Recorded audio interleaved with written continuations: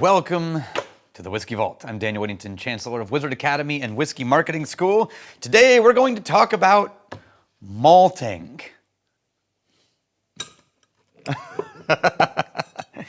If you're in the whiskey industry or around it, you've heard about malting and you've heard the term malt. Those are two, well, they're sort of, I'll explain anyway. But I'm going to tell you about the actual process of malting grain. And also we're going to drink malted rye from Basil Hayden. So first, we're going to talk about barley specifically because that's the most common thing that's malted in whiskey grains is barley. And effectively, malting is the process of preparing barley or any grain to be a part of the whiskey making process or the beer making process for that matter. Basically to prepare it for being fermented and heading down the path of alcohol. There are three main steps. There are steeping, germination, and kilning or drying. That's the three kind of core things.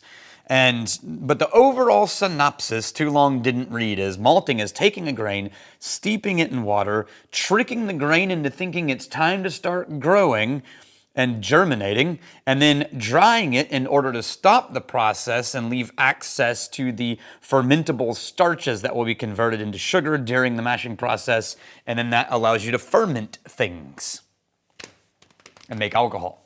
There you go. That's mashing. And mash grain, or a mash bill, is the recipe of grains that become a part of your recipe of ratios of grains that go into your product, right? Why is it called a mash bill? Because it's about the grain and mash, right? And it goes into mashing. We're going to talk about that in a different video. But you have to malt in order to help kick off fermentations, or you're going to end up having to put jump enzymes into your process. The grain itself, let's talk about a barley. There's sort of four major parts to it. So the micropyle is this is really nerdy, I told you. The micropyle is the piece of the barley that is the only hole that allows access for moisture to get into the barley, unless you have fractured, damaged barley, in which case it can, you can get in there in other ways. But the micropyle is the tiny little hole that water enters the grain, and that's how the grain goes like, oh, I've got water. It's time to germinate and grow. The embryo is effectively the DNA of the baby plant that's in there, ready to turn into a big plant and then into something else, a full barley stalk.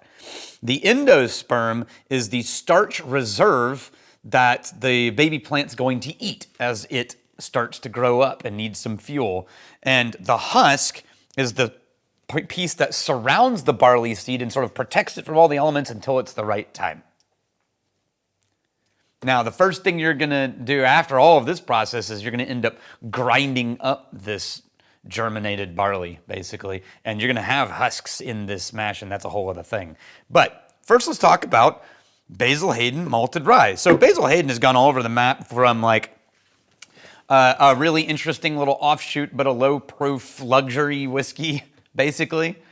I've always liked Basil Hayden because it's an easy drinker and it's a slightly different process than their typical old granddad. But it's also been sort of poo-pooed by whiskey snobs as just being a too expensive old granddad 80, which I don't think it really is. But then recently, every time I walk into the store, I see all these new, more expensive specialty variants of Basil Hayden, and we did one called Subtle Smoke at one point.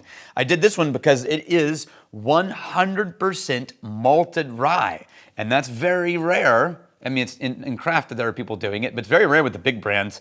Usually ryes tend to have a percentage of malted barley and then rye grain, but this release by Basil Hayden is 100% malted rye, which is why later in the video I'll explain why people use the term malt to talk about barley, but you can malt technically any grain, right? In the nose. The impact, and by the way, if you're wondering, I just had this flash of memory of a rainforest black iced tea that used to be served at Starbucks when I worked at Starbucks in 98. I think it was 98. And they had this rainforest iced tea as one of the options, and it was really fruity. And then you could, if you wanted, put a lemon syrup, like a squeezed lemon juice into it instead of just a lemon. And I got this like super fruity black tea with a little bit of astringent lemon and sweet tea for a split second. Wow, that's wild. So when you malt a grain for rye specifically, it's gonna give you softer notes than a typical rye. So a lot of people don't really like rye because it has this really vibrant baking cabinet spice and like rah. But malted rye tends to have a softer sort of impact on flavor. This one's distinctly sweet on the nose. And a little bit grainy, but not much. Cinnamon and then fruit iced tea and a lemon zest. Huh. This is interesting.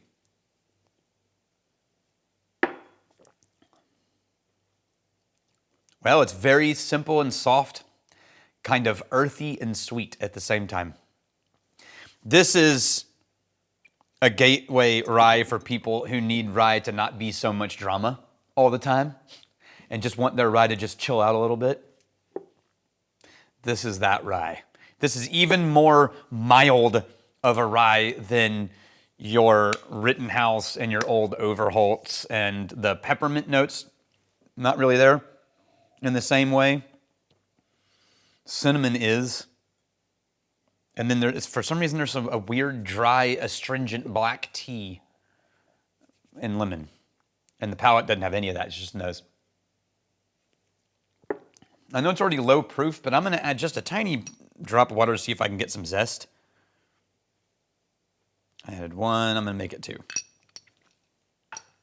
Okay, so you know about the pieces of a barley grain. You're going to harvest your barley. You're going to take that raw barley and you are going to put it into a steeping process. Now, historically, they literally rolled it out on a floor. It's called a malting floor. And you know, a sort of specific depth.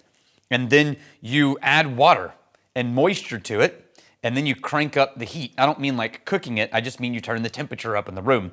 And then as it sits there, it's going to start creating its own heat, and the water is going to sit, so you have to move it. So you'd have rake guys, malt guys, who would walk through with rakes and spend all day just shoveling and raking and turning malt.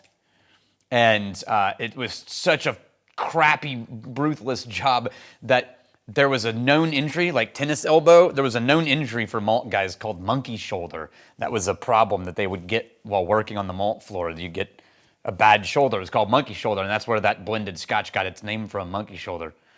These days, it's mostly done in drums, and what I mean by that is a very long cylindrical tank with a slight slope where a grain gets fed in at the front and it's just slowly turning all the time. And as the grain goes through, it's getting wet and it's warmed up and it's getting turned. And that's instead of someone going like this all the time.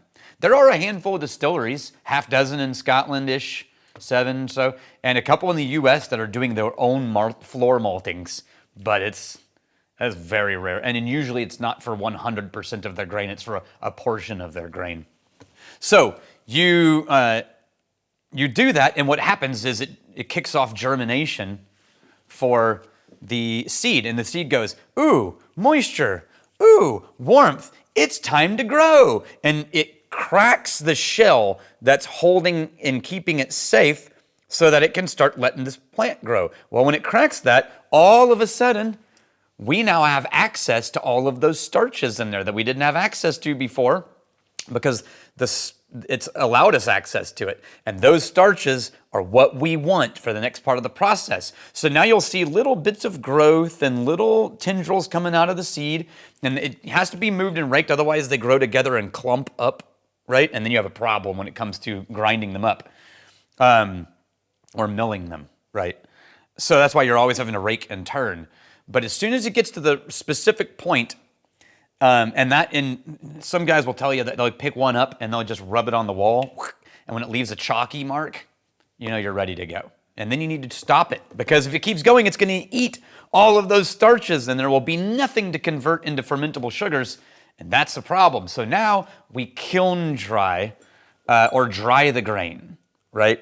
Now, historically, you did this the way you dried anything, by heating things up and smoking them, right? And I don't mean smoking them like roasting them, which you can do, roasted malt. I mean like indirect smoke heat, and it's cool enough. You could stand in a peat kiln where the grain is being dried, and you would die of smoke inhalation, but you wouldn't die of heat.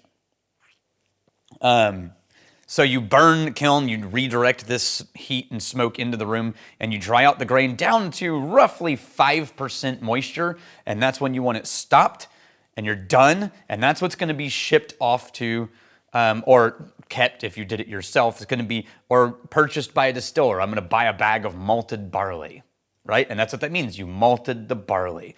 Now, because we have electric heat, gas heat, things like that, smoking it is optional and a choice, right? And what happens is that smoke gets absorbed into that wet barley as it dries. And that's the smoke that ends up in your whiskey. Now you can choose to just dry it and you get unpeated barley, which the majority of Scotch whiskey is unpeated barley because they're choosing it now. Or if you're in somewhere like New Mexico or Texas, somebody might be doing hardwood fire smoke dry. It's referred to as malted barley or malt. In Scotland and Ireland, and the US really, malt is used as a synonym for barley. So when you hear this is 75 corn, this is like a 7% malt in the mash bill. What they mean is 7% barley. When they mean something other than barley, they will specify what they've malted, typically. Because everyone knows if you just say malt, everyone's going to assume it's barley. So the reason you had to say malted rye is because it's not common to malt rye. And so you want to tell people that. You can malt corn, you can malt wheat. It's not easy. It's not as easy as it is with barley, but it's possible. And that's it. The next part of the process is your dried grain is going to go through a mill to get broken up and give us access to all of those. And then it's going into a mash tun. And I'm going to shoot a video that's going to come out this week or next week on the mash tun. Let's see, the little bit of water.